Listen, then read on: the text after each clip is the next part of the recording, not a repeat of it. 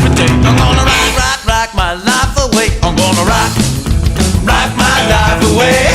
I'm gonna rock every single day.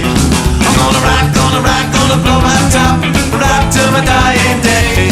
I'm gonna rock my life away.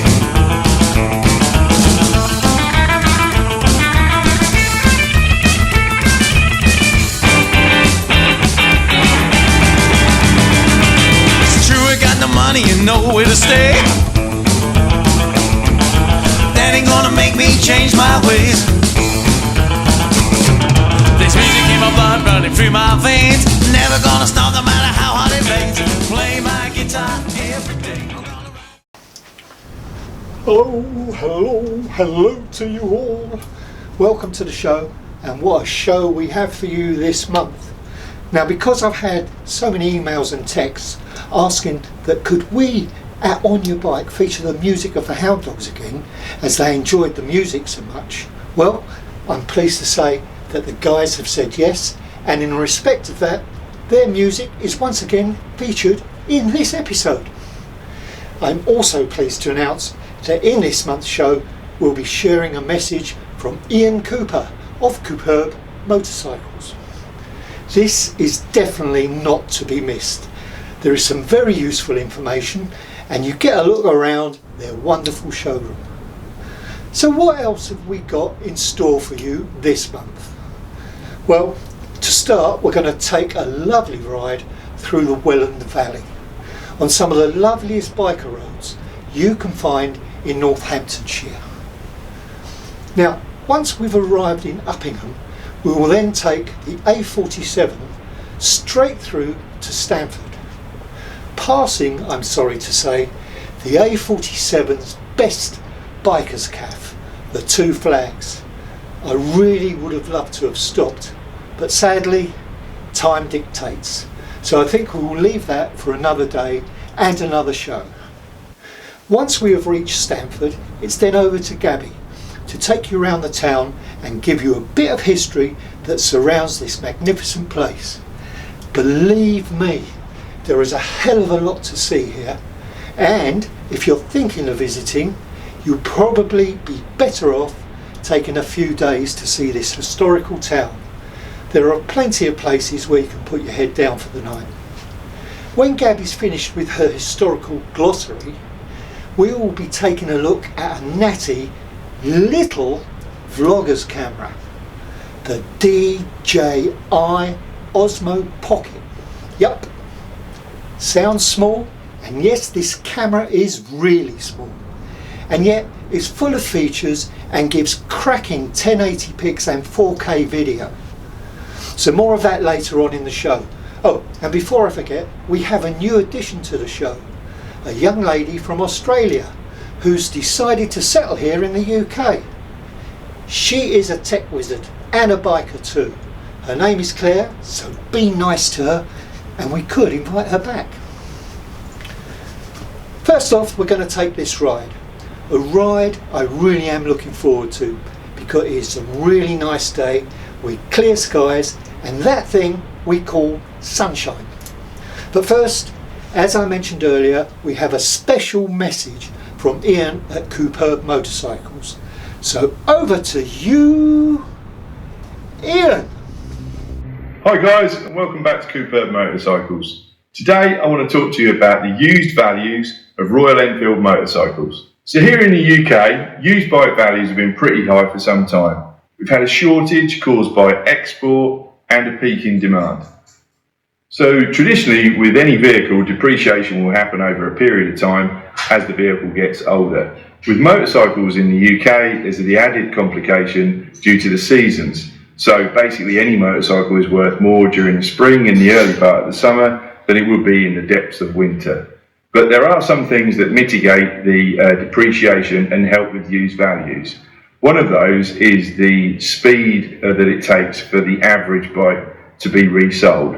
And with Royal Enfield, increasingly, in the past couple of years, the speed that it takes to sell is getting quicker and quicker because the brand is becoming more popular, people are more trusting in the bike now than they were, say, 5 years ago, and the desirability is increasing.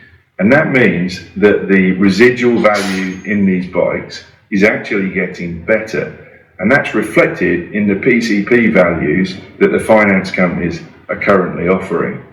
So the point that we're trying to make with this video is that if you're considering buying a new Royal Enfield or even a used one, and you're thinking about the used values, is it a good investment? Well, the truth is that any vehicle will depreciate. It's very hard to protect yourself from that. But in real terms, the Royal Enfield is a good, safe bet. And the reason I say that is because in our experience, whether it's a Himalayan or a Classic or an Interceptor or a GT, they are very easy to sell and used. It's all about condition. If the bike's obviously been loved and well cared for, then it will sell quickly, given that it's priced sensibly. So all in all, used values, Royal Enfield, very, very good. So if you'd like to find out more about any Royal Enfield product, give us a call 01933 665 403. Find us on Facebook, social media, or get us on the website. Thanks for watching.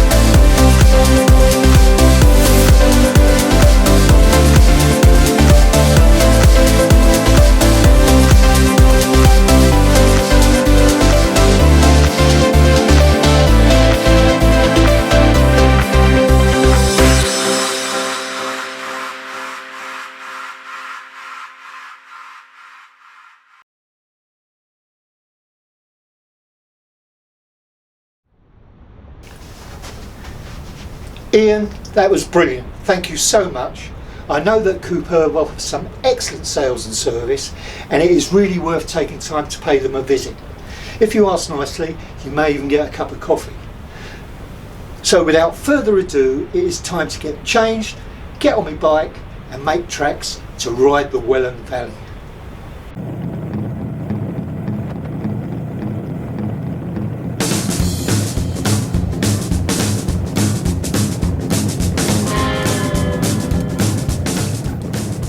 Okay, we're going to take this road that takes us eventually down to Market Harbour, but basically I love this road, I love riding this bike on this road, and we are going to turn off just before we get to Market Harbour, the main roundabout which is on the A6, and we're going to do a right which will take us in to Welland Valley.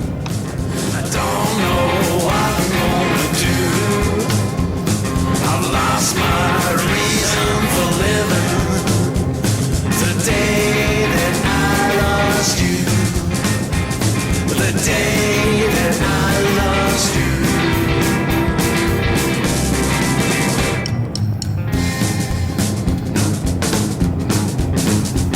Well, I'm looking at the window, here comes the morning sun. Why is the world still turning? 'Cause I don't want to carry on. I wanna hop in that car and drive to where you are. What I wouldn't give for another minute in your arms. I've lost my reason for living. I don't know what I'm gonna do. You know, I dream of days like this. Clear blue sky, beautiful sunshine, dry roads. And I pray for days like this on winter and spring days, because it's normally chucking it or snowing or freezing cold. Today's lovely. So I'm really looking forward to this ride down the Welland Valley.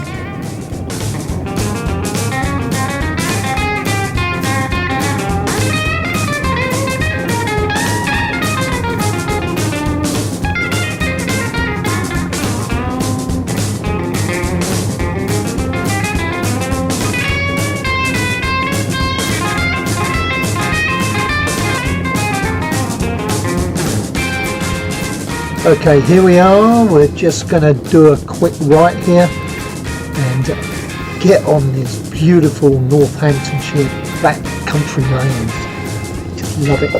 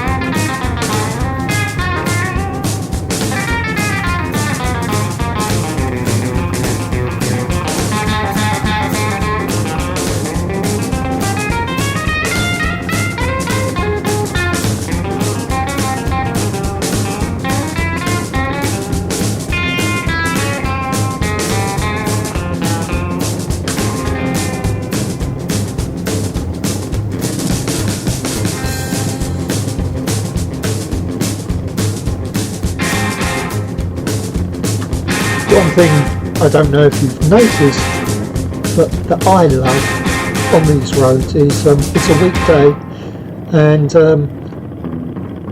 spot the car. It's just absolutely brilliant. It's a dream ride, nice for cruising. See, you ain't better give her a lift, 'cause now it's been working on a midnight shift. If Annie puts her hair up, ball her head, and paints them lips up bright red. Wears that dress that fits real tight, starts staying out in the middle of the night. The brother, this ain't no ifs, and he's been working on a midnight shift. If she acts a little funny, that seems a little strange, starts spending money on brand new fans, says that you want to use the car, and never says what you want it for. Now brother, well this ain't no ifs, and he's been working on a midnight shift.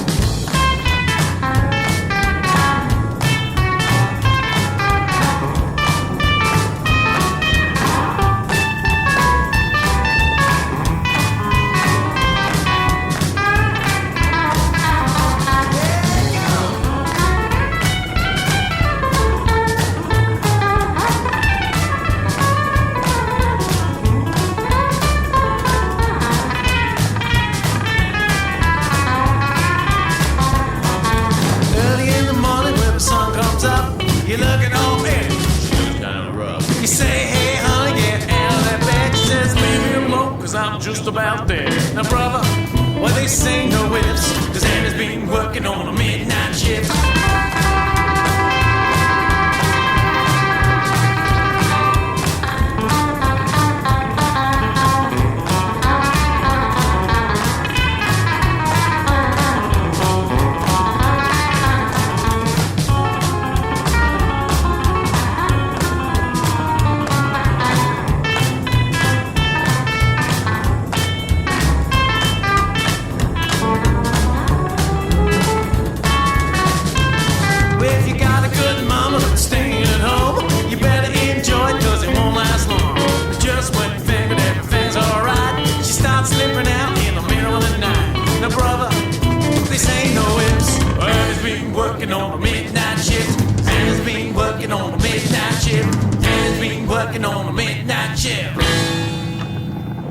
Well, I hope you're enjoying the music. A little bit of the Houndogs in the background for you there. I still can't believe I haven't seen a car yet. Look at that sky. It's absolutely beautiful. Anyway, we're making our way, and I'll let you listen to a little bit more of the music, and probably won't be talking to you until I get to Stamford. All the best. Not for me, something that I want the world to see. I play my guitar every day. I'm gonna rock my life away. I'm gonna rock my life away. I'm gonna rock every single day. I'm gonna blow my top, rock till my dying day. I'm gonna rock my life away.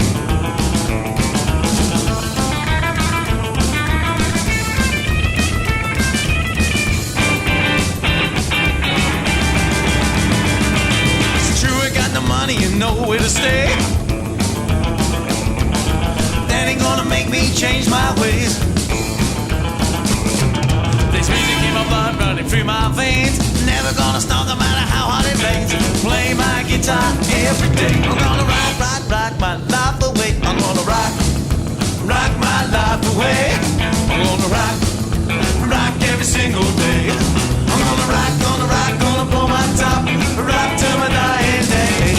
I'm gonna rock my life away.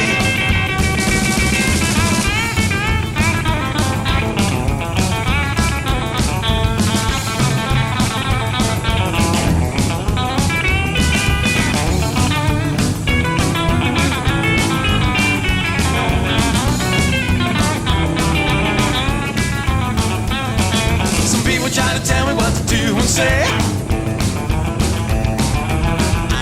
My life that way, no. Working 9 to 5 is not for me. Something that I want the world to see. I play my guitar every day. I'm gonna rock my life away. I'm gonna rock my life away. I'm gonna rock every single day. I'm gonna blow my top, rock till my dying day. I'm gonna rock my life away. I'm gonna rock my life away. I'm gonna rock my life away.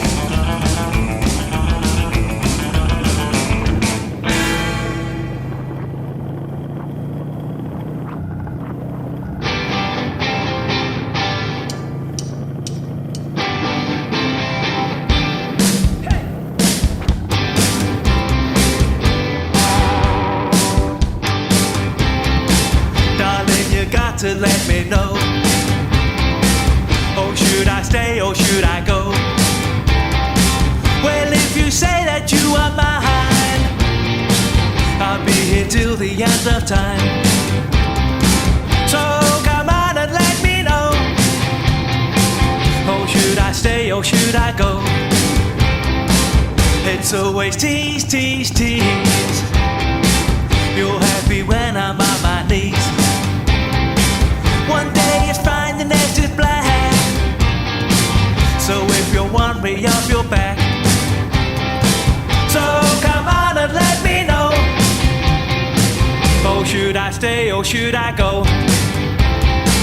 Oh, should I stay or should I go now? Oh, should I stay or should I go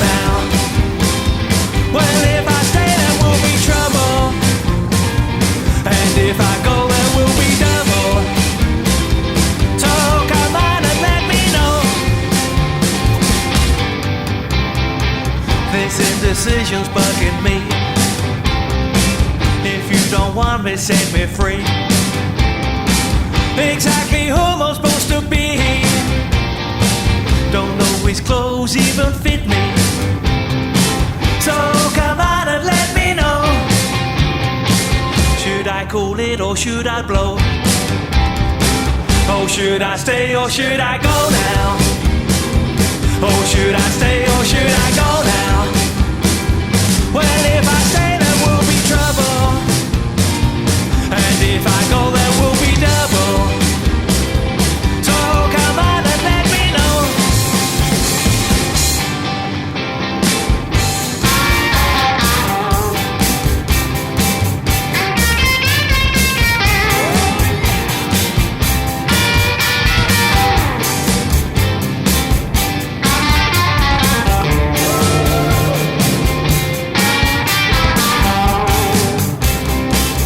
Should I stay or should I go now?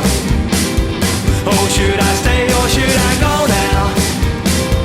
Well, if I stay there will be trouble, and if I go there will be double. So come on and let me know. Should I cool it or should I blow? Oh, should I stay or should I go now? Okay, guys, it's time to go over to Gabby in Stamford.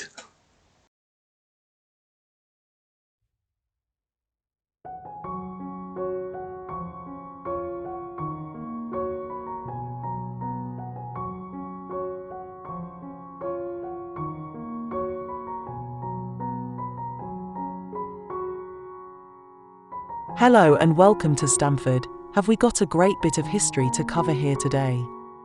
So let's get started. Stamford is a thriving Lincolnshire market town full of historic buildings. Many of Stamford's older buildings are built of local Lincolnshire limestone. All Saints Church dates to the 13th century and houses memorials to the Brown family, who built the 15th century almshouse, known as Brown's Hospital.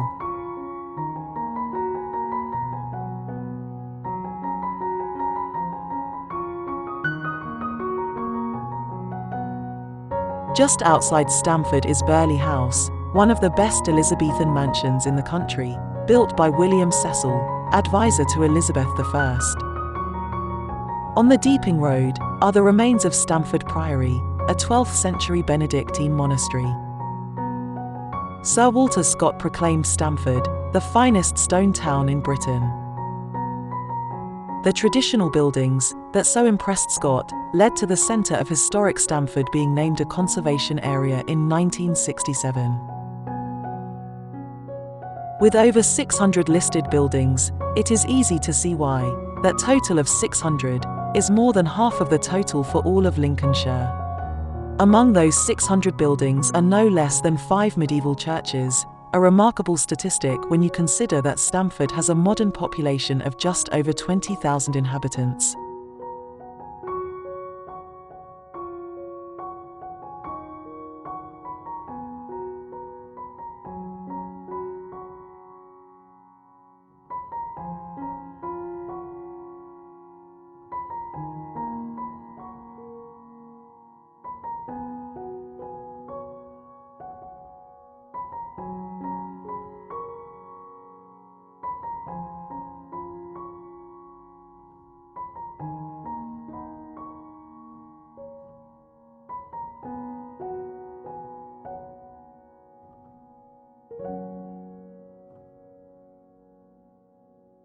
A particular feature of the town centre is a large number of 17th and 18th century coaching inns. The Romans built their major road, Ermine Street, through what is now the middle of Stamford, linking London and Lincoln. The first real settlement grew up in the Danish period, and by the 10th century, Stamford was so large that King Edgar named it a borough, one of only 5 in the Danelaw region. During the medieval period, Stamford was a centre of the wool trade and produced a fine wool cloth known as Stamford cloth. Let's talk about some of the buildings in and around Stamford. Stamford Castle. Though the original borough was a walled town, only traces of the town walls remain. When the Normans tried to exert control over the area in the aftermath of the Norman conquest, they built a castle at Stamford, probably on the site of an existing administrative centre for the Rutland estates, once owned by Edith, Edward the Confessor's queen. Stamford Castle was originally a simple earthwork, but by the 12th century a stone shell keep was erected on the site. The castle was pulled down in the late 15th century and now only a small section of the curtain wall stands, at the junction of Bath Row and Castle Dyke. All Saints Church. All Saints Church dates to the 13th century, though it is probably the same church mentioned in the Domesday Book of 1086. Only fragments of 12th century stonework remain. The most famous vicar was the antiquarian William Stukely, who did so much to catalogue and study ancient monuments in Britain. Inside All Saints, you will find memorials to the Brown family, who built the 15th century almshouse known as Brown's Hospital. The hospital was founded in 1485 as both a dwelling and house of prayer for 10 poor men and 2 poor women of Stamford. The dozen residents were administered by a warden and a confrater. They were required to attend services in the chapel twice each day when prayers would also be said for the Brown family. The almshouses still serve as a residence for 12 or 13 people, with the apartments laid out around a central courtyard garden. Visitors are welcome to tour the medieval parts of the hospital on specific days, such as the annual Heritage Open Days in September. One of the tour highlights is the original medieval stained glass in the hospital chapel. St. George's Church. We do not know exactly when St. George's Church was built, but it was in existence by 1199.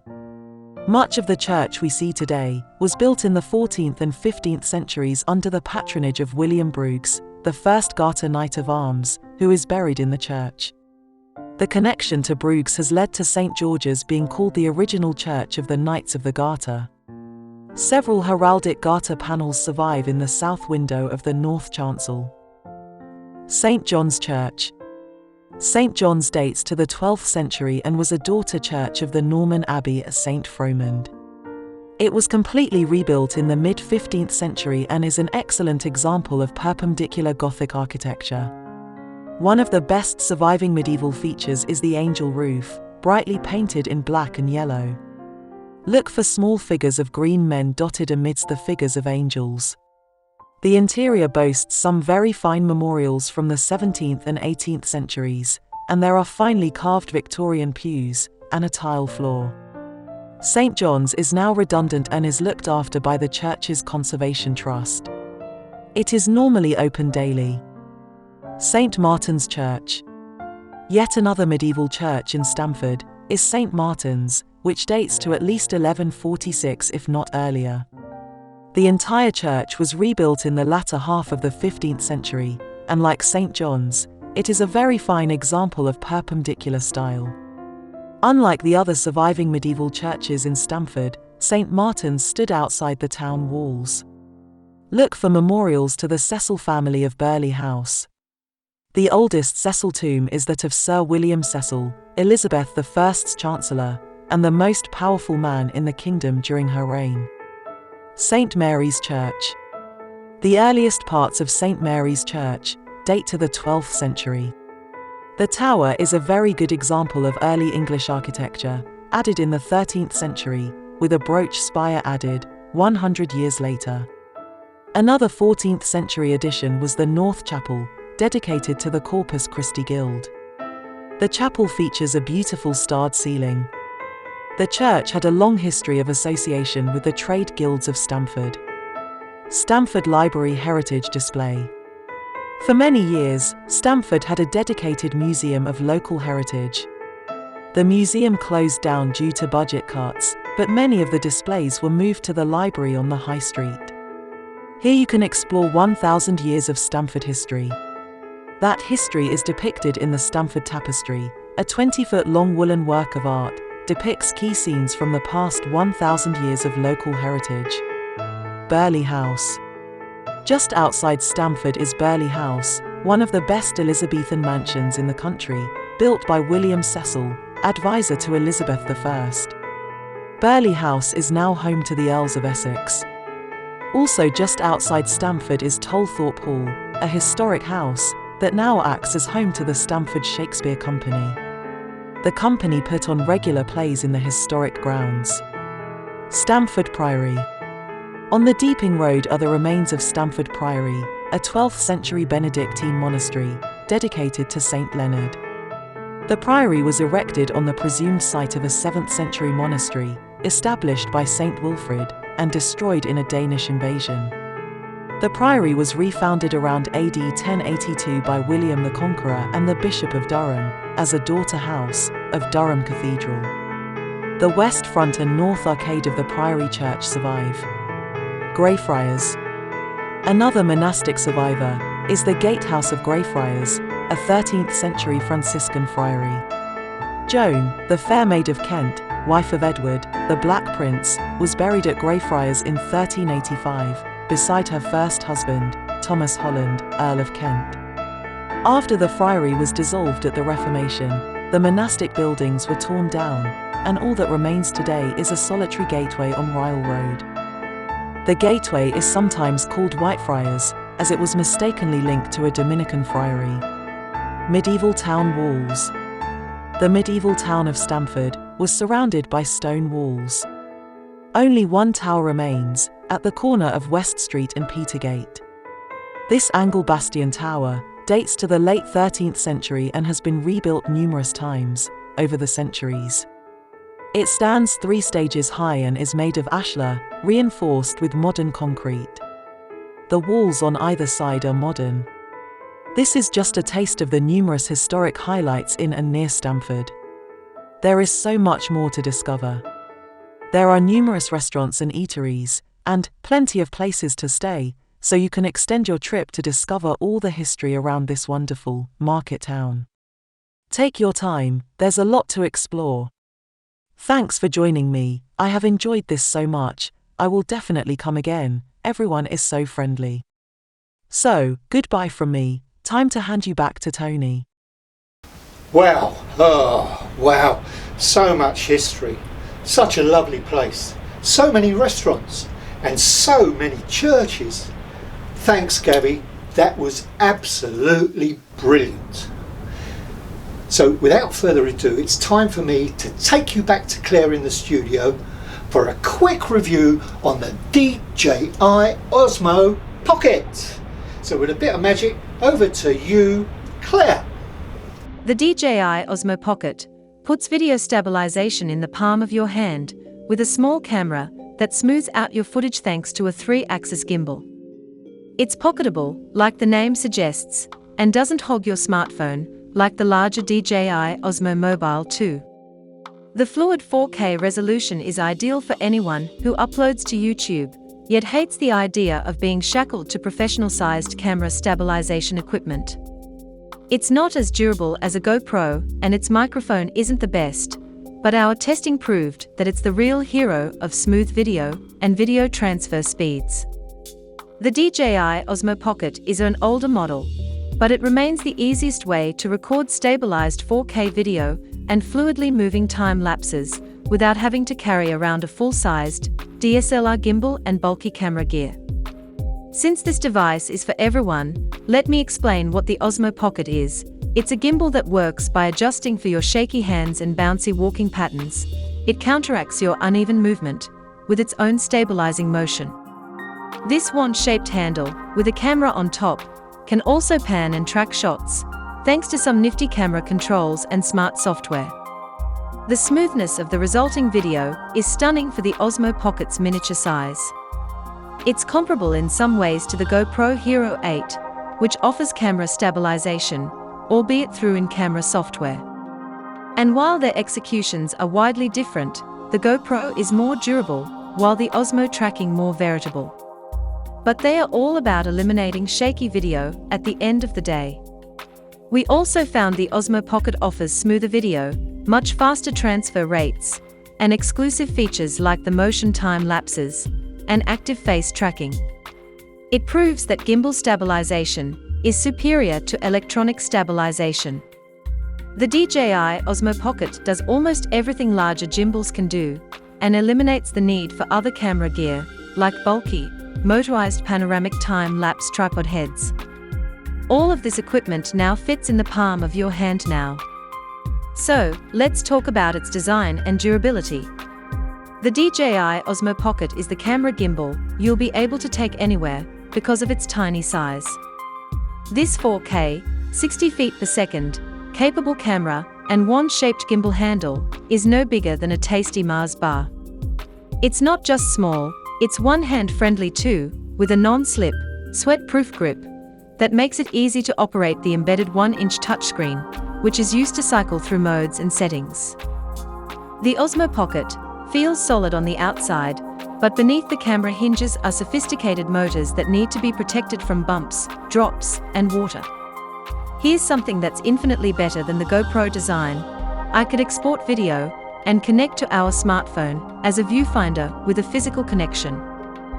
The Osmo Pocket includes a universal port that accepts small lighting and USB-C adapters.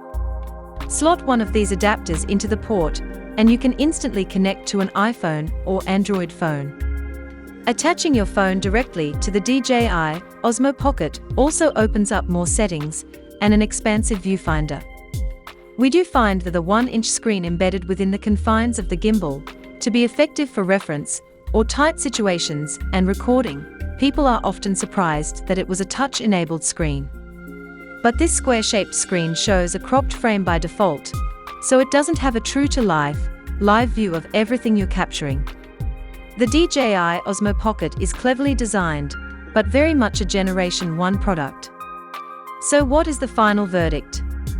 The DJI Osmo Pocket is the go almost anywhere, record anything camera gimbal that leaves you with stabilized footage better than what you'll get from top-of-the-line smartphones. You can capture 4K at 60 feet per second footage that moves fluidly, and motion time lapses that mimic what the pros can do with much more expensive camera gear. Sure, you'll get even better results from a DSLR or mirrorless camera paired with a large gimbal, or a motorized panoramic time-lapse tripod head. But the differences in quality are minor, and the Osmo drops a lot of weight and equipment from your camera bag. That's where it becomes good value for YouTubers and consumers who want stunning videos without their usual shakiness. In a nutshell, that's it. It may take a bit of getting used to, but the results outweigh the learning of its controls. So, I would like to say thanks for the opportunity to talk about this camera. Hopefully I will be back. So, in the meantime, I'll pass you back to Tony. Well, that was a real neat, tiny bit of technology. A great little camera and brilliant review from Claire. Thank you so much. That, I'm afraid, is the end of this month's show. And I have to say, we really enjoyed putting this one together. Our next OnYerBike show will feature early in June, a couple of weeks later than originally scheduled. You see, I'm going on a shoot in the Peak District for a week, which will be the subject of our next show. We'll endeavour to show you some of the lovely rides this beautiful part of the country has to offer. There will not be any history lessons from our Gabby, as sadly she's not coming with. In fact, I'm on my Jack Jones. There will, however, be a terrific review on this new tent I have just purchased. Now, I've got to say, I will not have had a chance to try it out before I leave, so this could be either a good review or one of a disaster. You will have to wait and see. So until next time, it's goodbye from all the team at OnYerBike, and of course from me, the Cockney Cruiser. Have yourselves some great rideouts, and we wish for exceptional biking weather. Don't forget to subscribe and click for notifications of upcoming videos. Take care, and above all, ride safe. Bye!